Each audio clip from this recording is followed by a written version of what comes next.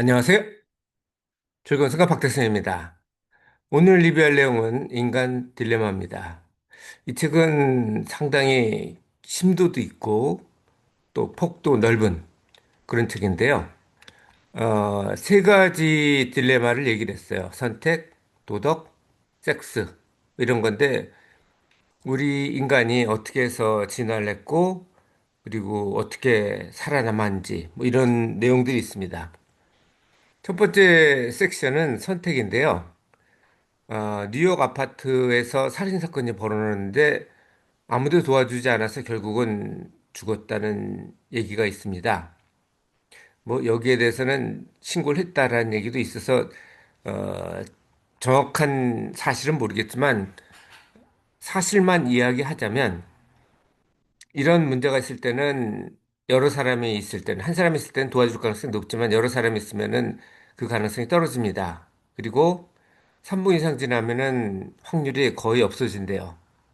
이런 사건이 있을 때 혹시 내가 도움이 필요한 경우에는 한 명을 지목해서 요청을 해야 됩니다.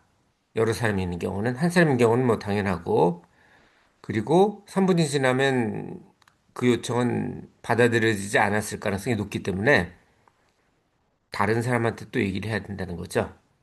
내가 도와줄 위치에 있으면 즉시 구조를 해줘야 됩니다. 다른 사람 볼 게 없어요. 시간을 다투는 일이기 때문에. 두 번째 섹션은 도덕인데요. 도덕의 딜레마인데, 우리 인류가, 그러니까 호모 속에 여섯 종이 있었죠, 원래는. 그 중에 전부 멸종을 하고, 마지막까지 살아남은 게 네안데르탈시스하고 사피엔스인데, 우리가 사피엔스고요. 어떻게 해서 사피엔스가 살아남았는지, 그 이유가 뭔지, 네안데르탈시스가 사실은 체격도 더 크고 두뇌도 더 컸기 때문에 지능도 높다고 볼 수 있어요. 그런데도 불구하고 사피엔스가 생존한 이유는 그 크기의 차이였습니다. 그러니까 네안데르탈시스는 주로 사냥을 했고 사피엔시스는 사냥도 했지만 경작도 했거든요. 그래서 좀 다양성이 있어서 그러니까 먹이를 구하기가 좀 쉬웠고 이때 그 빙하기가 있었거든요. 그래서 추웠기 때문에 식물도 좀 줄고 동물도 초식 동물이 줄면서 육식 동물도 줄어드는 형태가 됐기 때문에 특히 대형 동물은 더 줄었겠죠. 어쨌든 네안데르탈시스는 소형 동물을 주로 사냥을 했기 때문에 가족 단위로 가족이 사냥할 수 있는 정도니까 성인 두 명 뭐 정도겠죠. 근데 사피엔시스 같은 경우는 부락 단위로 좀 더 큰 동물을 했다고 합니다. 그러다 보니까 사피엔시스는 좀 많은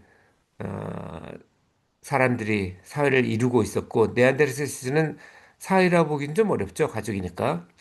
그래서 어, 체력도 작고 지능도 낮았지만 살아남을 가능성이 더 높았습니다. 집단 지성이라는 게 있잖아요. 물론 사회를 이루면서 갈등이 지금 한국이 그런지 모르겠는데 어쨌든 갈등보다는 시너지가 더 큰 경우가 해당되겠죠.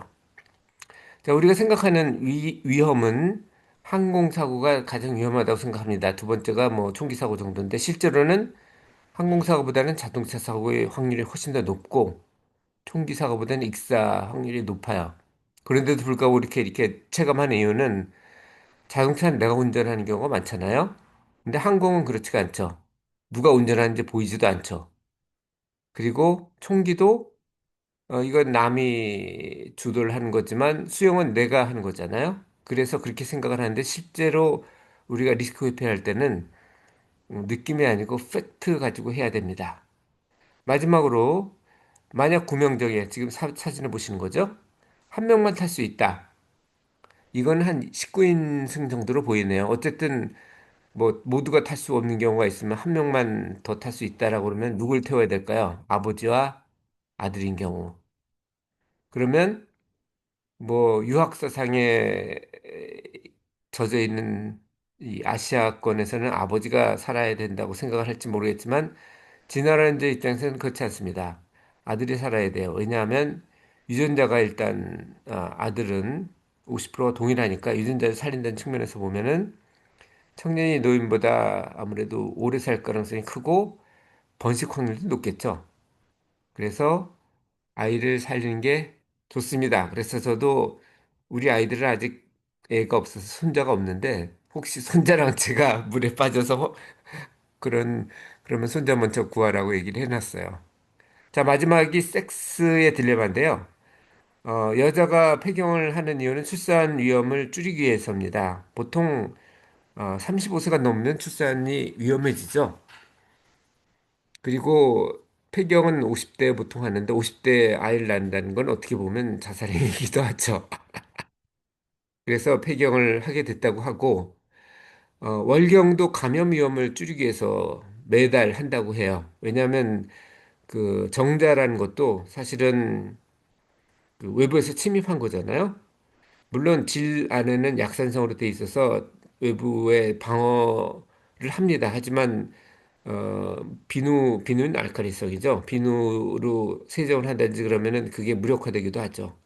그리고 정자뿐 아니라 다른 세균이 같이 들어올 수도 있기 때문에 한 달에 한 번씩 자궁벽을 헐어서 그런 리스크를 줄인다고 합니다. 우리 기억은 해마에 된다고 돼 있어요. 해마의 도움으로. 그런데 어떤 스트레스, 예를 들어서 교통사고를 당했다든지 강도를 당했다든지 그러면은 어떤 스트레스에 대한 거는 편도체에서 기억을 합니다. 그래서 그와 비슷한 환경이 되면 편도체가 활성화되면서 해마를 통제를 하게 되죠. 거꾸로.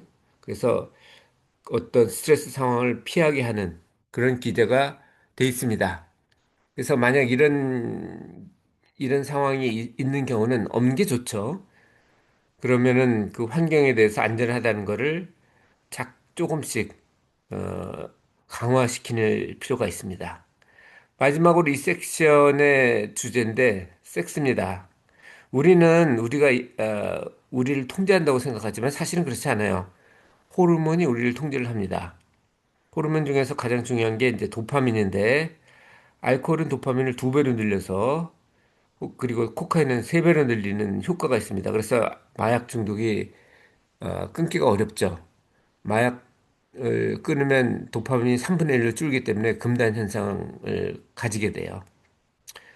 이거와 관련해서 섹스와 관련된 거는 섹시한 이성을 발견하면 44%가 증가를 한대요. 어, 그러면서 제가 알게 된 거는 남자든 여자든 입술이 가장 포인트입니다. 그리고 그 다음에 목인데, 어, 남자는 5점대에 불과하지만 여자는 목이 7점대고 젖꼭지랑 가슴도 7점대에 해당됩니다. 그에 비해서 남자는 그 다리가 중요하다고 되네요. 어쨌든 섹스한 이성을 발견하면은 우리는 짝짓기 본능이 있습니다. 모든 생명이 그래요. 생명은 죽기 때문에 후손을 남겨야 됩니다. 그러지 않으면은 멸종을 했겠죠. 그 네안데르탈시스처럼. 그래서 섹시한 이상을 발견하면 도파민이 늘어나고 짝짓기를 하면은 거의 두 배로 늘죠. 알코올 중독과 비슷한 수준이 됩니다. 그런데 동일한 이성한테는 이 도파민이 점차 줄어요. 그 이유는 당연해요. 다른 이성은 34%가 는다 그러고 우리는 이 후손을 많이 남기는 게 본능이거든요. 그리고 후손을 많이 남기는 거는 아이를 많이 낳는 것도 포함되지만 유전적 다양성을 늘리는 게 좋아요. 환경은 어떻게 바뀔지 모르기 때문에 유전적으로 다양한 이성생식, 원래는 그 단성생식이었잖아요. 똑같은 아메바 같은 경우는 이분법으로 아주 계속 똑같은 DNA가 늘어나죠. 그런 개체가. 그건 단성생식이고 보통은 양성생식을 하죠. 그런 경우는 유전자가 다른 상대가 어, 자녀의 유전자가 달라질 가능성이 높습니다. 그럼 환경에 더 적응하기가 좋겠죠. 이렇게 하기 때문에 혹시 모르겠습니다. 도덕 아까 얘기한 그 유교 사상에선 어떨지 모르겠는데 죄책감은 갖지 않는 게 좋겠습니다. 최소한 새로운 이성을 보고 사회를 유지하는 거는 또 달라요. 사회를 유지하는 거는 공자님 말씀처럼 일부 일처제를 고수하는 게 좋습니다. 자, 이 내용은 제가 다음 카페 1618번에 정리를 했는데, 이 책은 한국 저자가 했는데도 불구하고 상당히 깊고 넓게 해서 제가 배운 점이 많았습니다. 그래서 일독하기를 권유드립니다. 감사합니다.